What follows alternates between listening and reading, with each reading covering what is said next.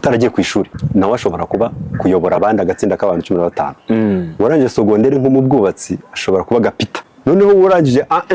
hariya za IPRC hehe site ashobora kwigumaho akayikora neza engineer akajyaza rimwe na rimwe cyangwa ku munsi akanyura agenda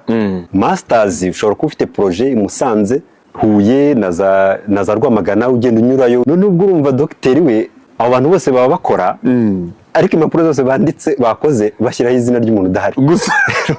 wenda katabarwa bakajya basinya urumva ibintu baba bari gukora hari umuntu watekereje uri hara hejuru we none niko byo bambwiraga uzagera ahantu uzajya usinya gusa n'izina baryanditseho ukajya usinya none wowe ukajya ukora ikintu cyo gutekera ibintu bigakorwa cyo kora ku munsi wo gukata ka kantu akaba ari wo uhagaragara ukayoza gutya ati banagushimira iki ni ikintu warakoze gukora tarahageze yawongera abantu mu kirere byari motivation ishuri ryo niyo nzira nziza yo kwiga umwana w'urubyiruko